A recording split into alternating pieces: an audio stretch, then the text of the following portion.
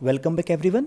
Reflective mind में आपका स्वागत है। In this session we going to discuss why democracy is important in another language. अगर बोले तो डेमोक्रेसी के कौन से मेरिट्स हैं और डिमेरिट्स, डेमोक्रेसी के एडवांटेजेज और डिसएडवांटेजेज, या कुछ यूँ कहें कि डेमोक्रेसी के क्या स्ट्रेंथ हैं और डेमोक्रेसी के क्या लिमिटेशंस हैं। चलिए आगे बढ़ते हैं। तो यहाँ पे एक छोटा सा यहाँ पे एक आप बोल सकते हैं डिस्कशन किया गया है यहाँ पे टीचर के बीच में और बच्चों के बीच में कि डेमोक्रेसी के इम्पोर्टेंस को लेके ये डेमोक्रेसी कैसे एक बेस्ट फॉर्म ऑफ गवर्नमेंट को दिखाता है हमें। अगले स्लाइड में देखें तो अगले स्लाइड में यहाँ पे डेमोक्रेसी के अगेंस्ट में बहुत सारी बातें बताई गई कि क्यों democracy best form of government नहीं है यहाँ पे, या डेमोक्रेसी के बारे में कौन से आर्गुमेंट्स यहाँ पे हमारे सामने देखते हैं। यहाँ पे देखिए पॉइंट्स के माध्यम से, leaders keep changing in a democracy, this leads to instability. Democratic form of government mostly multi party government होते हैं, तो वो क्या बताते हैं कि मल्टी पार्टी गवर्नमेंट के कारण वहाँ पे टाइम टू टाइम इलेक्शन होता है, तो उसके कारण वहाँ पे कई बार क्या होता है कि कई बार किसी एक पार्टी को मेजॉरिटी नहीं मिलती है, तो वहाँ पे बहुत सारे पार्टी आपस में अलायंस बना के, आपस में गठबंधन बना के सरकार को बनाती है, और कई बार उसमें उनके अपने इंटरेस्ट होते हैं, और उस कारण से भी कई बार वहाँ पे गवर्नमेंट इनस्टेबल होता है या गवर्नमेंट उतना स्टेबल हो नहीं पाता है। Next point, democracy is all about political competition and power play, this is no scope of morality। Democracy में जो मेजोरिटी जो पार्टी लाती है या फिर जो पार्टी का जो ग्रुप लाता है वही सरकार बनाता है, तो यहाँ पे उन्हें क्या करना पड़ता है कि इलेक्शन को compete करना पड़ता है, लेकिन इलेक्शन को जीतना जरूरी है उनके लिए। तो जीतने के लिए वो कई बार अपने पावर का, कई बार वहाँ पे बहुत बड़े मात्रा में वो कैपिटल का, पैसे का वो या धन बल का वो यूज़ करके किसी भी तरीके से वो इलेक्शन को विन करके ही गवर्नमेंट बनाने की कोशिश उनकी लगी होती है। Many people have to consulted in a democracy that it leads to delay. चूंकि democracy, most of the democracy multi party government होता है, तो वहाँ पे डिसीजन मेकिंग की बात करें, इलेक्शन को कंटेस्ट करने की बात करें, या इलेक्शन के रिजल्ट आने की बात करें, ये सारा प्रोसेस थोड़ा सा लेट होता है, लंबा होता है। इसलिए कई बार डेमोक्रेसी के अगेंस्ट में ये पॉइंट भी दिया जाता है कि वहाँ पे डिलेज की संभावनाएं बहुत ज़्यादा होती है। Elected leader do not know the best interest of the people, it leads to bad decisions. कई बार डेमोक्रेसी में क्या होता है कि जो चुनाव होता है उसमें वैसे लोग भी चुनाव जीत के आ जाते हैं, क्योंकि चुनाव यहाँ पे व्यक्ति विशेष पे फोकस ज़्यादा ना होके पार्टी विशेष पे फोकस ज़्यादा होता है। व्यक्ति विशेष पे भी होता है जो निर्दलीय होते हैं, लेकिन पार्टी विशेष पे ज़्यादा होने के कारण कुछ ऐसे भी रिप्रेजेंटेटिव होते हैं जिन्हें पीपल के इंटरेस्ट के बारे में या उनके विलिंग के बारे में या उनके लिए क्या करना है ये कई बार उन्हें पता ही नहीं होता है। Democracy leads to corruption, it is based on electoral competition. मैंने क्या बताया कि डेमोक्रेटिक पार्टी का उद्देश्य क्या है कि गवर्नमेंट बनाना है, और गवर्नमेंट बनाने के लिए उन्हें मेजोरिटी चाहिए, और मेजोरिटी के लिए उन्हें इलेक्शन को क्या करना है, जीतना होगा। तो इसके लिए वो नहीं बोलते हैं कि उसके लिए जो भी उपाय उन्हें करना होता है इलेक्शन को जीतने के लिए वो करते हैं, और इस कारण से कई बार यहाँ पे करप्शन या कई बार अनफेयर प्रैक्टिसेस का भी यूज़ देखने के लिए मिलता है। Ordinary people don't know what is good for them, they should not decide anything।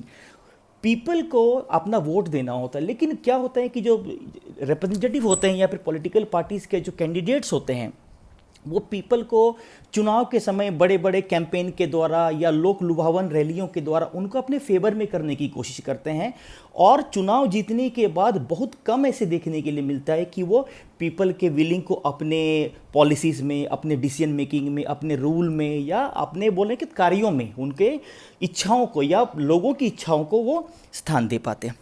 आगे देखें, जो यहाँ पे आर्गुमेंट वाली बातों को यहाँ पे सम अप किया जा रहा है। Clearly democracy is not a magical solution for all the problem. Democracy सभी प्रकार के प्रॉब्लम का अल्टीमेट सॉल्यूशन, मैजिकल सॉल्यूशन या बेस्ट सॉल्यूशन नहीं है। It has not ended poverty in our country and in another parts of the world. India में इसने poverty को कंप्लीटली एबॉलिश नहीं किया, और ना ही वर्ल्ड के लेवल पे किसी भी डेमोक्रेटिक फॉर्म ऑफ गवर्नमेंट में पॉलिटिकल बोल सकते हैं पॉवर्टी का कंप्लीट इरेडिकेशन दिखता है। आगे देखिए क्या लिखा हुआ है, democratic form of government only ensure that people take their own decision. Democracy की सबसे बड़ी बात क्या है कि लोगों के हाथ में डिसीजन मेकिंग होता है, कि वो अपना निर्णय ले सकते हैं, वो अपनी सहमति सरकार के साथ दे सकते हैं। This doesn't guarantee that people या that their decisions will be good. इसका मतलब ये कतई नहीं है कि उनके डिसीजन सब समय ठीक ही होंगे। हम डिसीजन ले सकते हैं, सरकार के साथ अपनी इच्छाओं को दिखा सकते हैं, लेकिन कई बार हमारे डिसीजन सब समय सही या सब समय राइट या सही नहीं होते हैं। People can make mistakes, involving the people in these decisions doesn't lead to delays in decision making. वो क्या बोलते हैं कि कई बार लोग निर्णय लेते हैं, लेकिन हर एक लोगों के द्वारा या हर एक पब्लिक रिप्रेजेंटेटिव के द्वारा निर्णय लिए जाने के कारण कई बार ये प्रोसेस बहुत डिलेड होता है। It is also true that democracy leads to frequent changes in leadership. Multi party government most of the democracy में देखने के लिए मिलती है, और कई बार क्या होता है कि डेमोक्रेसी में विनर और लूजर ये दोनों सिलसिला होता है। जब हम पॉलिटिकल अल्टरनेटिव्स की बात करते हैं तो डेमोक्रेटिक फॉर्म ऑफ गवर्नमेंट, हमने प्रीवियस वीडियो में डेमोक्रेटिक फॉर्म ऑफ गवर्नमेंट के बारे में क्या बताया था कि अगर आप अच्छा काम करेंगे तो आप सत्ता में जमे रह सकते हैं, है ना, आप दोबारा इलेक्शन हो सकता है जीत जाएं। लेकिन अगर आप पीपल के फेवर में काम नहीं करेंगे, अगर आपकी पॉलिसी पीपल ओरिएंटेड नहीं है, तो आपको अपनी सत्ता से हाथ गंवाना भी पड़ सकता है। तो विनिंग और लूजिंग ये दोनों सिलसिले या ये दोनों प्रोसेस डेमोक्रेसी में साथ साथ चलता रहता है। लेकिन यहाँ पे एक प्रॉब्लम कई बार क्या होता है कि किसी एक फॉर्म ऑफ गवर्नमेंट ने किसी पॉलिसी को इन्फोर्स किया, वो भी उस पर काम कर रही है, अचानक इलेक्शन आया और वो पार्टी हार गई, फिर वो कोई दूसरी पार्टी या किसी दूसरी कई सारे पार्टीज का ग्रुप मिलकर किसी सरकार को बनाता है, तो कई बार वो उनके लिस्ट में या उनके विजन में या उनके डॉक्यूमेंट्स में या उनके इलेक्शन मैनिफेस्टो में कई बार प्रायोरिटीज अलग होते हैं। तो कई बार वो प्रीवियस काम को उतना तवज्जो ना देके, उतना प्रेफरेंस ना देके या उसे बिल्कुल मॉडिफाई करके वो क्या करते हैं, उसे लागू करते हैं या बिल्कुल उसे छोड़ ही देते हैं। तो इसका एक ओवरऑल असर आप देख सकते हैं कंट्रीज के डेवलपमेंट पे या कंट्रीज के फ्यूचर प्लान पे हमें देखने के लिए मिलता है। Sometimes this can set back big decisions and effect the governments efficiency. These arguments show that democracy of the kind we see may not be the ideal form of government. Democracy को हम लोग बिल्कुल government का एक idealistic form नहीं कह सकते, हाँ, लेकिन ये जरूर है कि डेमोक्रेसी जितने भी other non democratic form of government हैं, लाइक ऑटोक्रेसी, मोनार्की, डिक्टेटरशिप, उनसे एक बेहतर solution democratic form of government में हमें देखने के लिए जरूर मिलता है। But that is not a question we face in real life. The real question we face is different. The democracy better than other forms of government that are for choose from. हमने क्या बोला कि democracy को आप एक idealistic form of government नहीं बोल सकते, लेकिन हमने इस डेमोक्रेटिक फॉर्म ऑफ गवर्नमेंट को इसलिए चूज किया क्योंकि वो other non democratic form of government से एक बेस्ट चॉइस आप जरूर कह सकते हो यहाँ पे। अब देखिए यहाँ पे एक कार्टून बना हुआ है, इस कार्टून को आप देख सकते हैं। इस कार्टून को आप ध्यान से देखिए। इस कार्टून में एक ब्राज़ील के डिक्टेटरशिप से एग्जाम्पल उठाया गया है। क्या लिखा गया देखिए कि Brazil a country has long experience of dictatorship, it is entitle, क्या एंटाइटल दिया गया है, the hidden side of dictatorship, which hidden side does it cartoon depict. अब देखिए क्या लिखा हुआ आगे। अब देखिए यहाँ पे डिक्टेटरशिप के बारे में कुछ और भी कंट्रीज की डिक्टेटर्स का नाम यहाँ पे बताया गया, जैसे सानी अबाचा इन नाइजीरिया, अफ्रीकन नेशन है, and Ferdinand Marcos in Philippines, जो एक एशियन नेशन के बारे में बताता। अब आप इस पिक्चर को ध्यान से देखिए और इसको कॉम्प्रिहेंड या इसको समझने की कोशिश करिए। देखिए अगर आप इस ग्रीन कलर के इस कलर को देखें तो ये एक डिक्टेटरशिप या एक आर्मी यूनिफॉर्म को दिखाता है, लेकिन इसके बीच में ये अपने बटन को ओपन करके इसको देखिए तो ये एक ह्यूमन स्केलेटन को दिखा रहा है। तो आर्मी रूलर्स ने अपने कोर्ट के भीतर में एक ह्यूमन स्केलेटन को उन्होंने क्या किया हुआ, पकड़ा हुआ। इसका मतलब क्या है कि उन्होंने इसका एक सिंबॉलिक मतलब इस कार्टून के माध्यम से कार्टूनिस्ट किस बात को डिपिक्ट करने की कोशिश कर रहे हैं कि ब्राज़ील के सिनेरियो में अगर आप देखें तो वहाँ के जो भी डिक्टेटर थे उन्होंने पूरे कंट्री के रूलिंग सिस्टम को हाईजैक किया हुआ है और उन्होंने उस कंट्री के पीपल के लिए क्या किया है, कुछ भी नहीं किया है। उन्होंने वहाँ के लोगों को मरने के लिए छोड़ दिया। स्केलेटन का मतलब क्या होता है कि वहाँ पे ह्यूमैनिटी को ख़त्म किया जा रहा है। वहाँ पे पॉवर्टी की हालत बहुत ही ख़राब थी, ठीक है, आप बोल सकते हैं अनएम्प्लॉयमेंट या और भी कई प्रकार का फेमाइन कह सकते हैं, और भी कई प्रकार के सोशल प्रॉब्लम्स कह सकते हैं। वार की बात करें, फेमाइन की बात करें और कई अदर प्रकार के प्रॉब्लम्स को इस इमेज की या इस कार्टून के माध्यम से कार्टूनिस्ट ने जो ब्राज़ील के एक डिक्टेटरशिप रिजाइन के बारे में बताता है के माध्यम से उन्होंने डिपिक्ट करने की कोशिश करी है। और non democratic form of government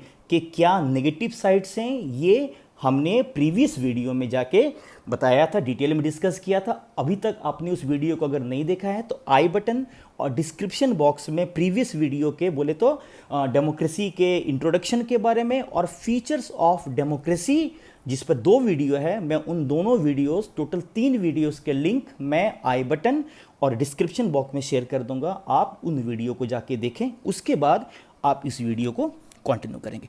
अब यहाँ पे है कि आर्गुमेंट्स फॉर डेमोक्रेसी, डेमोक्रेसी के फेवर में कौन सी बात है। अभी तक हमने क्या डिस्कस किया कि आर्गुमेंट्स अगेंस्ट डेमोक्रेसी, है ना, कि डेमोक्रेसी के खिलाफ कौन कौन सी बातें थी, ये डेमोक्रेसी के डिमेरिट्स कौन कौन से हैं यहाँ पे। लेकिन यहाँ पे क्या करेंगे कि डेमोक्रेसी के पॉजिटिव साइड्स, डेमोक्रेसी के मेरिट्स या उसके एडवांटेजेस कौन कौन से। अब यहाँ पे एक बड़ा अच्छा एग्जाम्पल के माध्यम से क्यों डेमोक्रेसी एक best form of all types of government है, इसको एक एग्जाम्पल के माध्यम से, और इस एग्जाम्पल में हमने 2 कंट्री के सिचुएशन को, political situation as well as social economic situation को क्या किया, कंपेयर किया। One country is China and another country is India. China's famine of 1958 to 61 was the worst recorded famine in the history. China में 58 से 61 में 3 साल में world history का या विश्व इतिहास का सबसे सीवियर, सबसे खतरनाक अकाल देखने के लिए मिलता है और लगभग 3 करोड़ लोग ऑफिशियल रहे, है ना, इसमें मृत्यु हुई थी। During those days India's economic condition was not much better than China. उसी दौरान अगर चाइना को देखें तो 58 से 61 में चाइना में, जो हमने बताया था प्रीवियस वीडियो में, कि वहाँ पे कम्युनिस्ट पार्टी और 8 स्मॉलर पार्टी की सरकार वहाँ पे होती है ना, और वहाँ पे इलेक्शन कंटेस्ट करने के पहले आपको कम्युनिस्ट पार्टी का मेंबर बनना पड़ेगा। इंडिया का कंडीशन देखें तो इंडिया का कंडीशन उस समय चाइना से कोई बहुत बेहतर नहीं था, लेकिन चाइना के सिंगल पार्टी गवर्नमेंट ने क्या ऐसा नहीं किया या क्या ऐसा किया जिस कारण से वहाँ पे फेमाइन का असर और सीवियर हो गया। इसी को इंडिया के एग्जाम्पल्स हमने यहाँ पे क्या किया है, कंपेयर किया है। आगे देखिए क्या लिखा हुआ है, ये condition was not much better than China yet India didn't have a famine of the kind of China had. देखिए इंडिया की बात करें, इंडिया में भी बहुत बड़े पैमाने पे फेमाइन पड़ा, लेकिन फेमाइन इंडिया के ब्रिटिश कॉलोनियल रिजाइम से जुड़ा हुआ था। पोस्ट 47 एरा देखें या स्वतंत्रता के बाद देखें या 47 के बाद देखें, इंडिया में उतने बड़े पैमाने पे एज कंपेयर टू चाइना बड़े पैमाने पे फेमाइन नहीं पड़ा है। और इसका एक बहुत हद तक कारण इंडिया के पॉलिटिकल गवर्नमेंट का, डेमोक्रेटिक फॉर्म ऑफ गवर्नमेंट का या डेमोक्रेटिक फॉर्म ऑफ गवर्नमेंट का होना इंडिया में एक उसका बहुत बड़ा कारण आप वहाँ पे समझ सकते हैं। आगे के लाइन से मेरे ख्याल से ये बातें देखिए और ज़्यादा क्लियर होंगी। The existence of democracy in India made the Indian government respond to food scarcity in a way that the Chinese government didn't. अब देखिए फेमाइन के हालत में या इंडिया में कभी भी अगर सीवियर सिचुएशन हुआ, हम पोस्ट 47 की बात करें तो डेमोक्रेटिक फॉर्म ऑफ गवर्नमेंट की एक अकाउंटेबिलिटी होती है, उनकी एक पीपल के प्रति एक रिस्पॉन्सिबिलिटी होती है कि वो फूड सिक्योरिटी को, वो फूड सिक्योरिटी के कंडीशंस को वो क्रिएट करे जिसमें कि किसी भी इंसान की एटलीस्ट भूख से मृत्यु वहाँ पे ना हो। दूसरी बात, वहाँ पे फूड स्कार्सिटी के कंडीशंस को एक political democratic form of government जितने अच्छे से हैंडल कर सकती है, चाइना का जो सिंगल पार्टी जो गवर्नमेंट है उतने अच्छे से उसे हैंडल नहीं कर पाया वहाँ पे। They point out that no large-scale famine has ever taken place in an independent and democratic country. If China too had, अगर चाइना में ये होता, देखिए चाइना में क्या, अगर चाइना में मल्टी पार्टी गवर्नमेंट होती तो क्या सिचुएशन होता। If China too had multi party elections and opposition party had a press free to criticize the government, then so many people may not have died in the famine. अब देखिए democracy में एक बहुत important feature democracy का क्या होता है कि वहाँ पे हम अपनी बात रख सकते हैं, लेकिन चाइना में क्या है, चाइना में ना तो वहाँ पे आप सरकार के खिलाफ कुछ बोल सकते हैं, ना ही सरकार के पॉलिसीज उनके फंक्शन को आप क्रिटिसाइज कर सकते हैं। तो जहाँ पे हम क्रिटिसाइज कर सकते हैं, जहाँ पे हम किसी की कमियाँ गिना सकते हैं, उनके लिमिटेशंस को हम पॉइंट आउट कर सकते हैं, जहाँ पे उन्हें और बेहतर काम करने के लिए उन्हें सजेशन दे सकते हैं, वहाँ का गवर्नमेंट या वहाँ का पॉलिटिकल जो फंक्शन है वो और अच्छे से काम कर सकता है। लेकिन चाइना का ये सिचुएशन इंडिया के सिचुएशन के कंप्लीट ऑपोजिट है, और यही कारण था कि फेमाइन के दौरान चाइना में बहुत बड़े पैमाने पे लोगों की मृत्यु दिखती है, और उसकी तुलना में इंडिया के पॉलिटिकल डेमोक्रेटिक सिचुएशन से देखें तो इंडिया उसकी तुलना में एक बेहतर पॉलिटिकल डेमोक्रेटिक कंडीशन में हमें दिखता है। This example brings out one of the reasons why democracy is considered the best form of government. Democracy is better than any other form of government in responding to the needs of the people। Democracy में, चूंकि democracy के बारे में हमारा India का constitution या उसका जो ये है, जो आप बोल सकते हैं उसका जो introductory segment as a preamble, उसमें सबसे पहला ही लाइन क्या लिखा हुआ, we the people of India, हम भारत के लोग।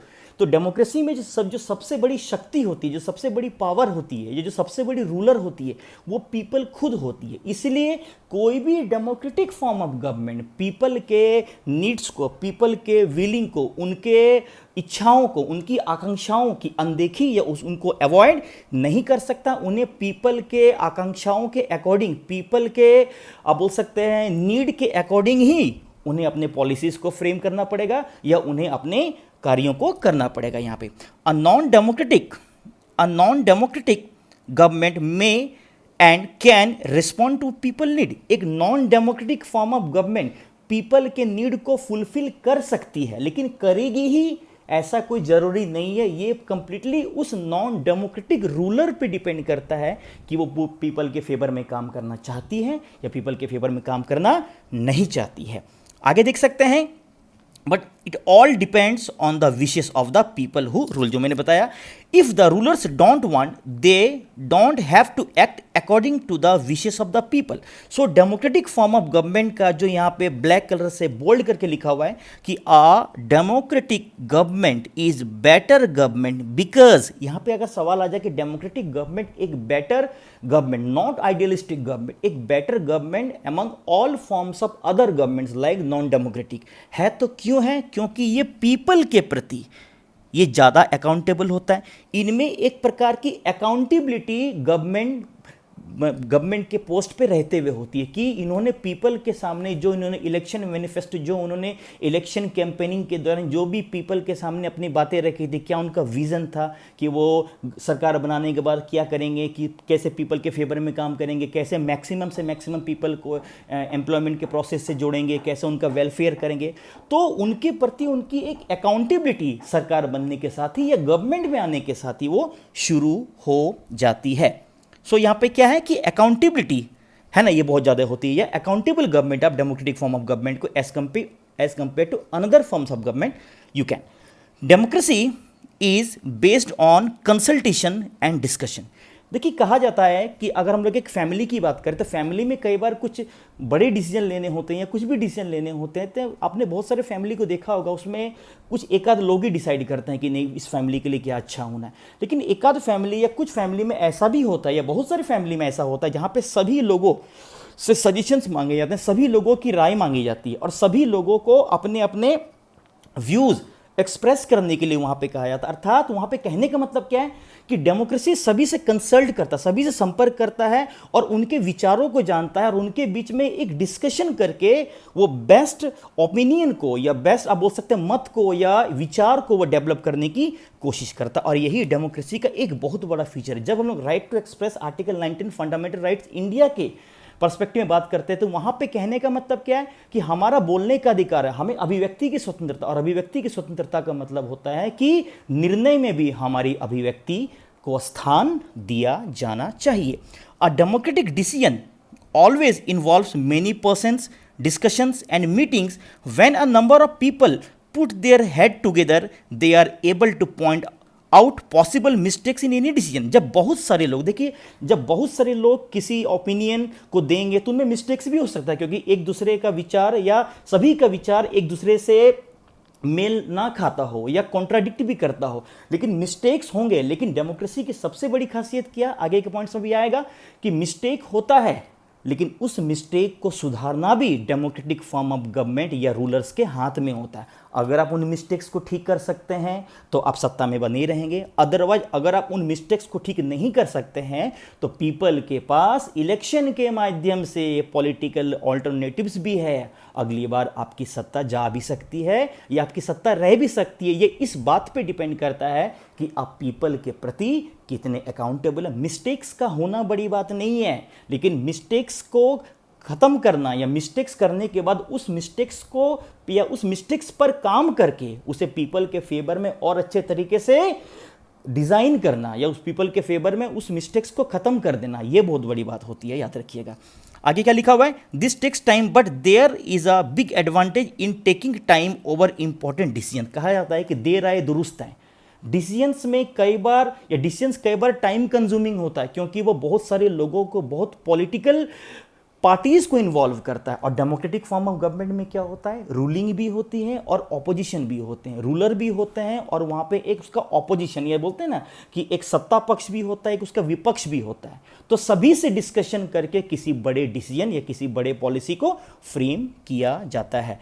This reduces the chances of rash and irresponsible decision. तो कई बार सभी लोगों से कंसल्ट करके डिस्कशन करने का फायदा या पॉलिसी को फ्रेम करने का फायदा क्या होता है कि वो कई बार इररिस्पॉन्सिबल डिसीजन नहीं होता, कई बार वो बेहतर काम के फॉर्म में या बेहतर फंक्शन के फॉर्म में या बेहतर पॉलिसी के फॉर्म में वो हमारे सामने आता है। तो यहाँ पे डेमोक्रेसी की दूसरी सबसे बड़ी खासियत क्या है कि democracy improves the quality of decision making. Decision making का मतलब ही होता है कंसल्ट करना, लोगों की राय को जानना, उनके व्यूज ओपिनियन को जानना और उसके बाद किसी एक पॉइंट पे अपनी बात को कंक्लूड करना। Democracy provides a method to deal with differences and conflicts. Unity in diversity की बात करते हैं। इंडिया चाइना के बाद वर्ल्ड का सेकंड मोस्ट पॉपुलस नेशन है। तो यहाँ पे जितने ज़्यादा लोग होंगे वहाँ पे डाइवर्सिटी पॉपुलेशन के पॉइंट ऑफ व्यू से, रिलीजन, कास्ट, क्रीड और भी अदर एस्पेक्ट्स में हमें देखने के लिए मिलता है। ये भी डेमोक्रेसी का एक बहुत बड़ा फीचर, स्पेशली इंडियन डेमोक्रेसी के संदर्भ में आप देख सकते हैं कि वो डाइवर्सिटी को इनकलकेट करती है और इंडियन डेमोक्रेसी डाइवर्सिफाइड डेमोक्रेसी को भी रिप्रेजेंट करता है एक सक्सेसफुल डेमोक्रेसी के माध्यम से। In any society people are bound to have differences of the opinions and interest. जितने लोग होंगे उनके ओपिनियंस वेरी कर सकते हैं, उनके इंटरेस्ट वेरी कर सकते हैं, लेकिन डेमोक्रेसी एक आइडियल या जो best form of democracy, for example Indian democracy की सबसे बड़ी खासियत क्या है कि वो अपने पॉलिसी में most of the people, most of the region, most of the religion के व्यूज को वो क्या करता है, इनकलकेट करता है या रखता, आप कह सकते हो। These differences are particularly sharp in a country like ours which has an amazing social diversity. People belong to different regions, different languages, है ना, different religions, different caste, है ना, they took at the world very differently. Religion, caste, language, caste, creed, इन सभी के मामले में diversified population या diversified resource होने के कारण सभी के अपने अपने व्यूज़ हैं और सभी की नज़र में वर्ल्ड का जो ये है, जो एक सपना है, जो एक ड्रीम है, वो बिल्कुल भी अलग हो सकता है। यह होता है the preferences of one group can clash with those of other group. कई बार एक ग्रुप के जो ड्रीम होते हैं, जो उनके विजन होते हैं, जो उनके एस्पिरेशंस होते हैं, हो सकता है वो दूसरे ग्रुप, दूसरे रिलीजन, कास्ट से वो कई बार कॉन्ट्राडिक्ट करें, लेकिन डेमोक्रेसी में कंसल्टेशन के द्वारा, डिसीजन मेकिंग के द्वारा सभी के व्यूज़ को जानकर और उनके बीच में एक मिनिमम, कॉमन मिनिमम प्रोग्राम, जो क्या होता है, जो लीस्ट आप बोल सकते हैं विरोधाभासी होता है, उसके माध्यम से हम एक कॉमन ओपिनियन बनाने की कोशिश करते हैं और इसी कॉमन ओपिनियन से, इसी डिस्कशन से, इसी कलेक्टिव व्यूज से हमारा डेमोक्रेटिक फॉर्म ऑफ गवर्नमेंट या हमारा कोई भी फंक्शन या हमारी पॉलिसी और स्ट्रॉन्गर होती जाती है। They look at the world, the preference of one group can clash. How do we resolve such a conflict? The conflict can be solved by brutal power. अब देखिए यहाँ पे क्या है कि democratic form of government in conflict को कैसे handle करेगा, वो सभी के विचारों को जानेगा और उनके बीच में जो भी डेडलॉक्स हैं, जो भी ऑब्स्टैकल्स हैं, जो भी बाधा हैं, उनको खत्म करने की कोशिश करेगा। लेकिन non democratic form of government क्या करेगा, सप्रेस करेगा, उसे ब्रूटल या उसे ताकत के द्वारा, उसे पावर के द्वारा उसे दबाने की कोशिश करेगा या मेजॉरिटी के व्यूज को माइनॉरिटी के व्यूज पे अननेसेसरी इंपोज करने की कोशिश करेगा।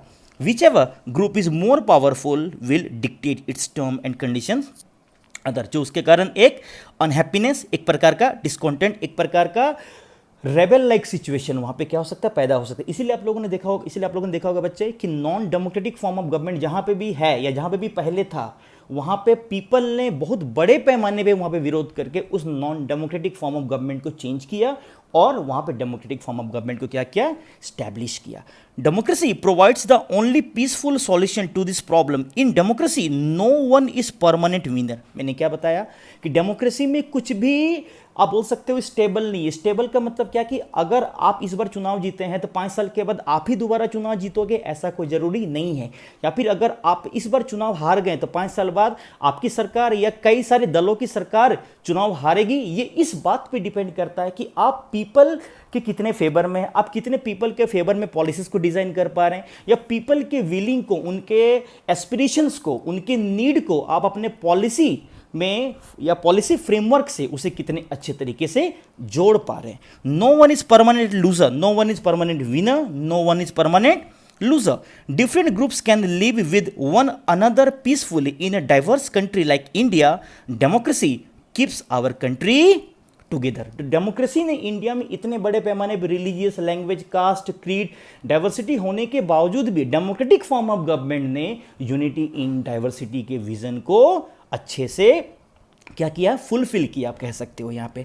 These 3 argument were the effects of democracy. लेकिन इसमें जो सबसे स्ट्रॉन्गेस्ट आर्गूमेंट है, ये विशेष ध्यान देने वाले पॉइंट है बच्चे, ध्यान देंगे. Democracy is not about what democracy does to the government.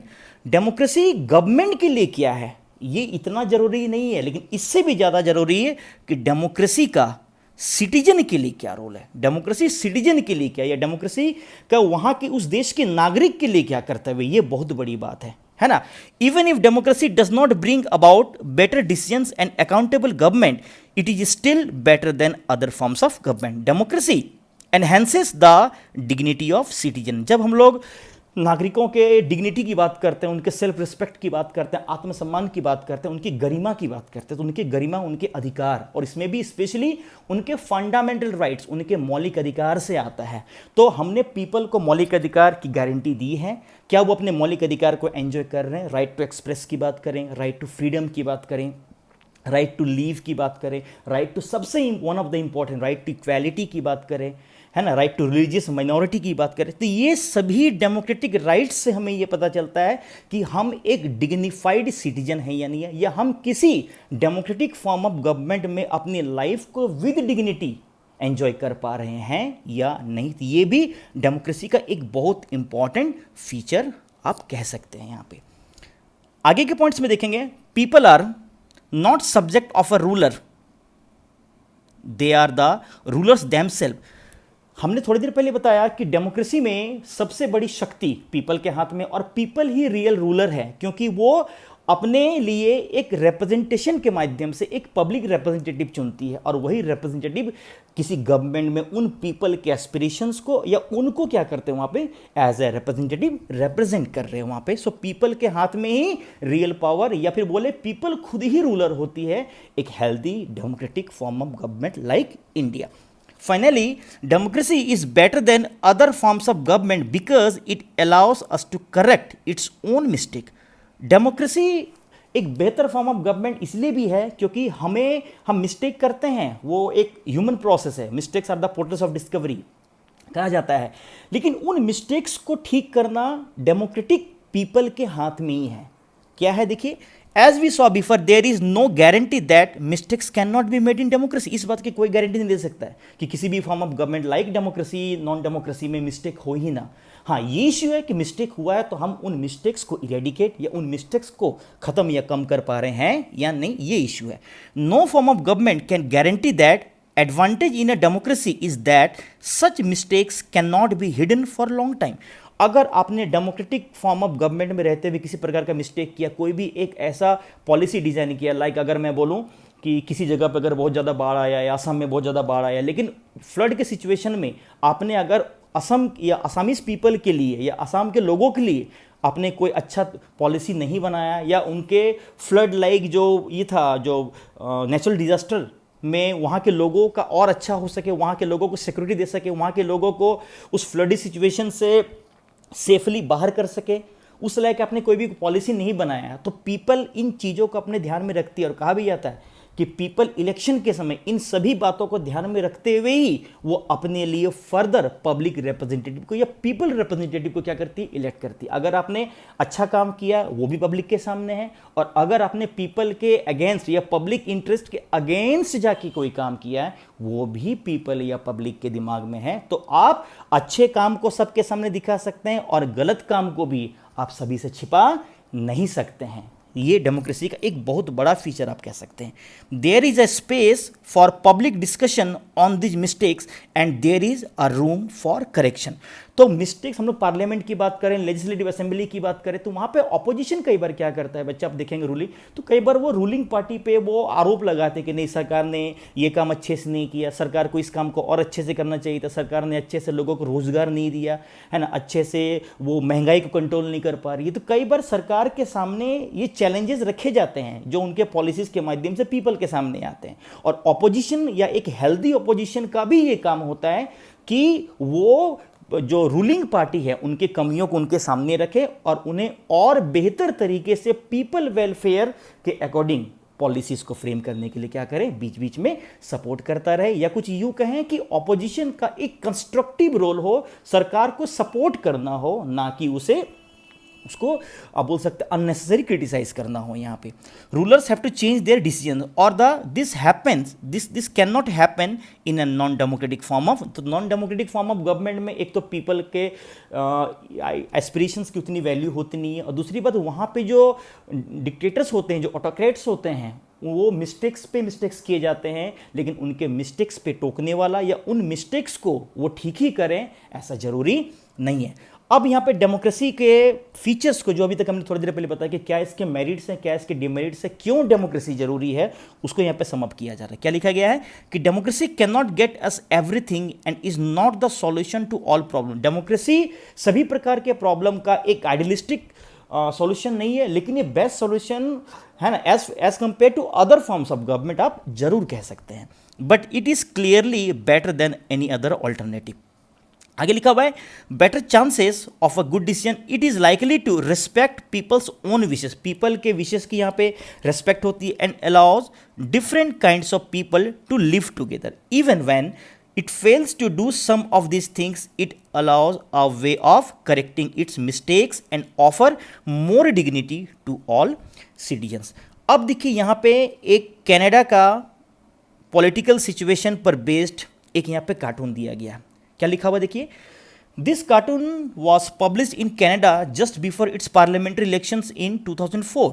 Everyone including the cartoonist ये सोच रहे थे कि लिबरल पार्टी ही, जो वहाँ की रूलिंग पार्टी थी उस समय, वही दोबारा चुनाव जीतेगी, लेकिन जब रिजल्ट आया तो लिबरल पार्टी इलेक्शन हार चुकी थी। अर्थात उन्होंने पीपल के लिए कुछ ऐसा काम नहीं किया, या पीपल के फेवर में, या पीपल को लगता है कि इस रूलिंग लिबरल पार्टी ने हमारे फेवर में कुछ ऐसा काम नहीं किया कि हम दोबारा इसे अपने इलेक्शन के माध्यम से इन्हें सरकार बनाने का जिम्मा दें। अब देखिए इस कार्टून के माध्यम से यहाँ पे पीपल के शिकायतों को दिखाएगा कि कैसे वो लिबरल पार्टी के, बोल सकते हैं रिप्रेजेंटेटिव के प्रति उनकी क्या शिकायतें थी। देखिए, we voters are angry and we are not going to take it any more, हम नहीं देंगे उसे, उन्हें चुनाव या वोट नहीं देंगे। The liberals have been arrogant, वो क्या आरोप लगा रहे हैं कि जो वो एरोगेंट है उनके मंत्री या उनके अधिकारी या उनके आप बोल सकते हैं representative. They have broken our trust in government, उन्होंने क्या बोला कि सरकार पे हमारा जो विश्वास है उन्होंने उस विश्वास को तोड़ा है, या फिर उन्होंने कुछ वैसा काम नहीं किया है जिस काम की हमें उम्मीद थी। दे स्टॉल आवर मनी, उन्होंने हमारे संसाधनों को चुराया है। So on June 28 we are going to do what Canadians do best. So 28 जून को हम वो करेंगे जो एक कनाडा के नागरिक को बेस्ट होने के नाते करना चाहिए। We are going to vote them back in, हम उन्हें चुनाव हराने के लिए वोट देंगे, वहाँ पे हम उन्हें दोबारा सत्ता में आने के लिए वोट नहीं देंगे। कहने का मतलब क्या है कि इन पब्लिक शिकायतों के माध्यम से कौन सी बातें बताई जा रही है कि पब्लिक उस लिबरल पार्टी, जो उस समय की रूलिंग पार्टी थी, उनके काम करने के तरीकों से वो हैप्पी नहीं थी, इसलिए उन्होंने पॉलिटिकल ऑल्टरनेटिव के नाते उन्होंने अदर पार्टीज को बोल सकते हैं या अदर ग्रुप ऑफ पार्टीज को उन्होंने गवर्नमेंट बनाने के लिए क्या किया, उन्होंने वोट किया। यहाँ पे इस डिस्कशन में इतनी ही बातें बच्चे। आई होप हमने वाई डेमोक्रेसी में मेरिट्स और डिमेरिट्स डेमोक्रेसी के बारे में डिटेल में डिस्कस किया, और आप लोगों के जितने भी क्वेश्चंस रहे होंगे या जितने भी क्वेश्चंस आ रहे होंगे हम उसे डिटेल में आगे डिस्कस करेंगे। इस वीडियो में इतनी ही बातें। अगले वीडियो में इस what is democracy, Y democracy में एक छोटा सा टॉपिक और रह गया है कि डेमोक्रेसी का एक ब्रॉड मीनिंग क्या है, जिसे हम अगले वीडियो में कवर करने की कोशिश करेंगे। Thank you so much all.